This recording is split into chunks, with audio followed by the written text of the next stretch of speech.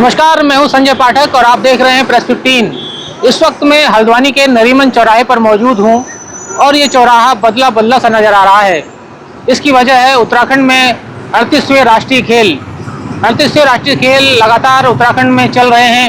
हल्द्वानी के अंतर्राष्ट्रीय इंदिरा गांधी अंतर्राष्ट्रीय स्टेडियम के अलावा मिनी स्टेडियम में ये खेल आयोजन हो रहा है और आज सूबे के मुख्यमंत्री पुष्कर सिंह धामी हल्द्वानी में पहुँचने जा रहे हैं। हल्द्वानी में सेमीफाइनल मैच होना है फुटबॉल का, दिल्ली और उत्तराखंड के बीच। ये दोनों टीमें आज अपने जौहर का परिचय देंगी इंदिरा गांधी अंतर्राष्ट्रीय स्टेडियम में।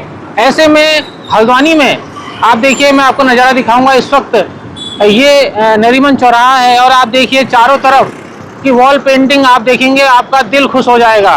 क्योंकि जिस तरीके से उत्तराखंड की जो संस्कृति है, हमारी मातृशक्ति है, हमारा संस्कृति, हमारे जो कल्चर है, वो उसे दर्शाया गया इन वॉल पेंटिंग में।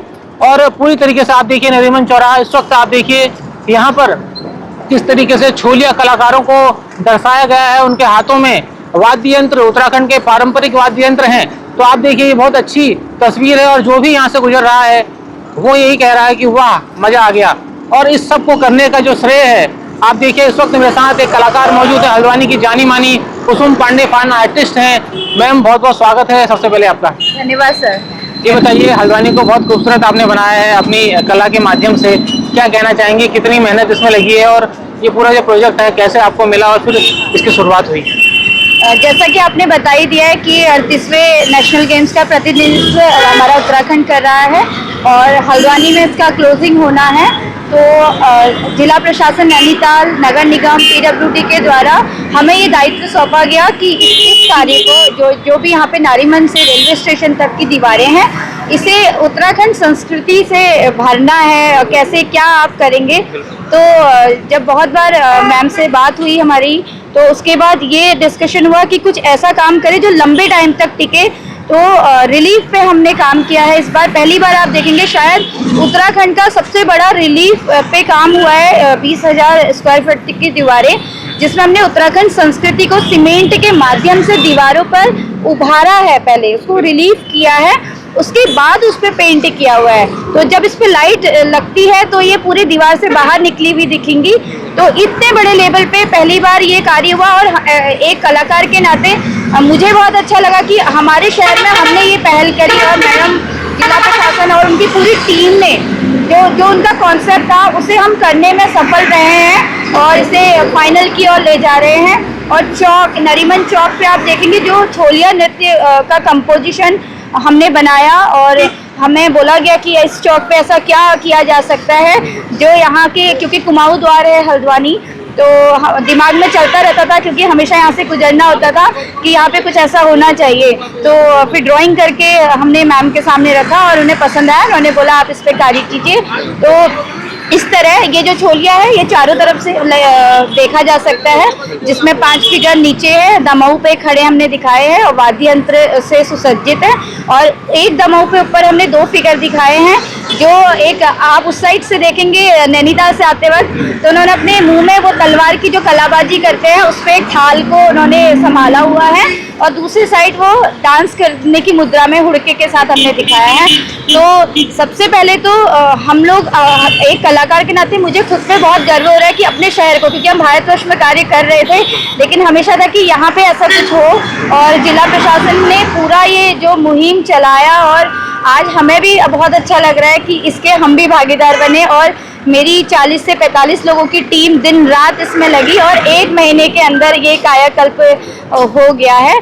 तो मैं उन सभी को धन्यवाद बोलूँगी और स्पेशली जिला प्रशासन, हमारे जो भी हमारे अभी मुख्यमंत्री, क्योंकि उनके प्रयासों से ये सब चीज़ें हो रही हैं और सभी को कहीं ना कहीं अपनी कला का प्रदर्शन या अपने कार्यों का प्रदर्शन करने का मौका मिल रहा है। तो उसके लिए मैं बहुत बहुत धन्यवाद करूँगी। उसमें जैसा कि हमने देखा आर्टिस्ट जो बना रहे हैं बाहर के राज्यों के हैं, छत्तीसगढ़ से भी आए हैं, फाइन आर्ट के स्टूडेंट हैं, वो इसमें शामिल हैं।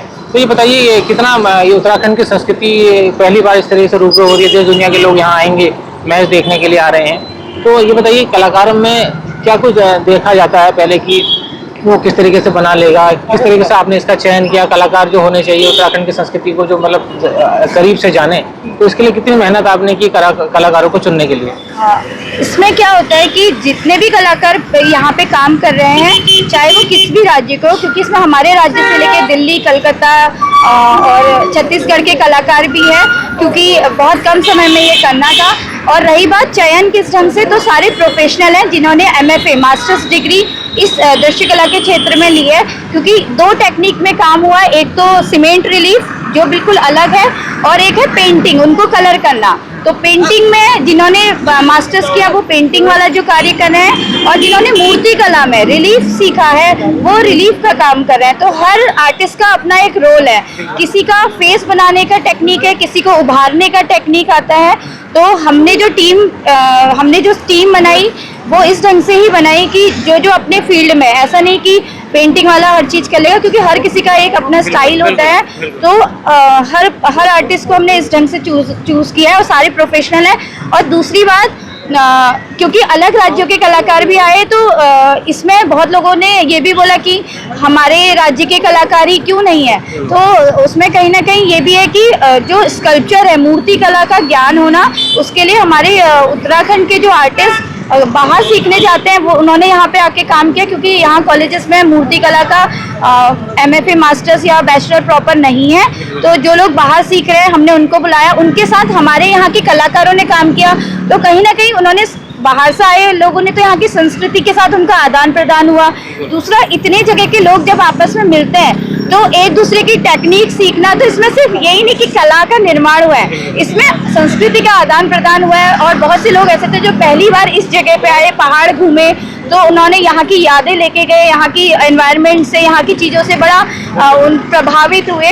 तो ये भी इसका एक पॉजिटिव साइड है, जो क्योंकि हम कला के, हम भी दूसरे राज्यों में जाके कार्य करते हैं और वहाँ की संस्कृति से रूबरू होते हैं।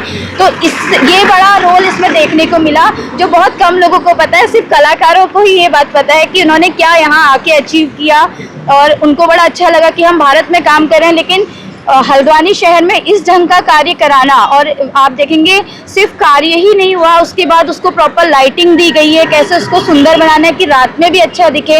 तो पूरी टीम, प्रशासन, नगर निगम, PWD, सबने दिन रात काम किया, तब जाके हम अपनी कला को निखार पाए हैं। तो सभी के सहयोग से ये संभव है। बहुत बहुत धन्यवाद आपका। धन्यवाद सर। तो ये थी मेरे साथ कुसुम पांडे, जानी मानी आर्टिस्ट हैं हल्द्वानी की। और आप देखिए हल्द्वानी की ये प्रतिभा, अब क्योंकि आप देखिए नरीमन चौराहा है, नैनीताल रोड का ये नज़ारा आप देखिए, राष्ट्रीय खेलों के जरिए हल्द्वानी की एक बहुत शानदार तस्वीर देश दुनिया में पहुंच रही है। और उसमें हमारे हल्द्वानी के कलाकारों का और देश भर के कलाकारों का जो हल्द्वानी में आए हैं कुसुम पांडे के नेतृत्व में, तो उनका बड़ा योगदान है। चाहते हैं कि हल्द्वानी शहर इसी तरीके से खूबसूरत बने, और लोगों से भी अपील है कि इस तरह की जो पेंटिंग हल्द्वानी शहर में बनी है इनका वो ख्याल रखेंगे और इनको किसी तरीके से हानि वो नहीं पहुंचाएंगे। ये अपील हम लोगों से करना चाहेंगे। फिलहाल इस खबर पे इतना ही। नमस्कार।